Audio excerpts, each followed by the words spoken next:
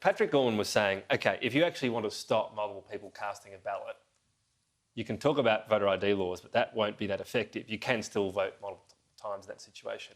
He says an electronic roll would be a better idea because then you get ticked off. Well, you go if it's electronic. Oh, because it's real time and it's instantaneous. Exactly. So why not do that? Yeah, well, we could do both things. We can do both things. Voter ID? Why don't you try the electronic roll first? Because you still don't know if I walk into a polling booth and I say I'm Tom Connell and it ticks off Tom Connell, then it means I can only vote as you once. That's true. Across the board. But you still don't know whether I'm Tom Connell or not. Well, you'd be asked to give your address. Is this really the argument that you had me sweating on?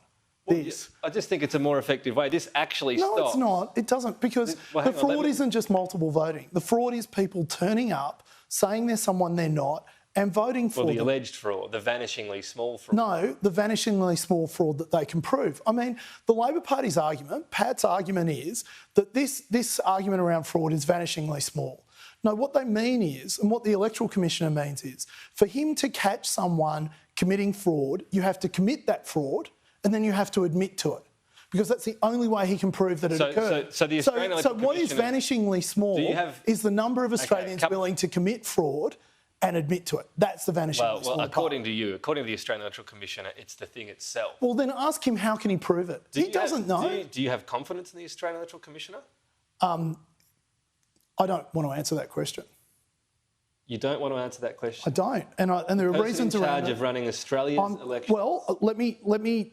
There are a number of issues that I have with the way that our elections are carried out. Why don't you go through them? Well, the number of polling booths we have in electorates, the amount of pre-poll that we have, the fact that he doesn't administer pre-poll. So pre-poll is only meant to be for people who genuinely cannot vote on the day. And we turn into something where you say this is more... Everyone... So do you have an issue with that? Yes, I do.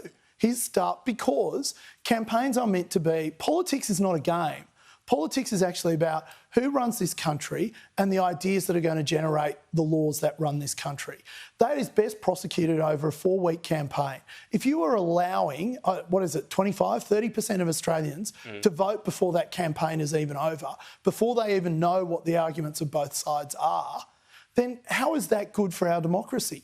And let's just be very clear about this. The rules are clear about this. You are not allowed to pre-poll unless you will not be or not be able to get to a polling booth on the day. Right, Why don't you get the Electoral Commissioner on here and ask him how often the people he employs and what instructions he's giving to the people to employ to make sure that people who are voting at pre-poll do not... So you think there should be tighter regulations around pre-poll? No, I don't think there should be tighter. I think he should carry out the law that this parliament has carried out. So you're saying the Australian Electoral Commissioner is not carrying out the law and that's affecting democracy? I'm not willing to go that... Well, the number of people who are pre-polling... Well, hang on, you are saying... I'm not willing to... No, Tom, let me be very clear.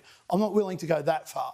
How far I am willing to go to is this. The number of people who are casting their votes at pre-poll, yes, is undermining the purpose of election campaigns and the purpose of our democracy. And that's only being allowed to happen because of lax enforcement of the law by the Australian Electoral Commission. Can I tell you? I would like to know what the Electoral Commissioner is. Is what I said accurate? I don't know. Is it?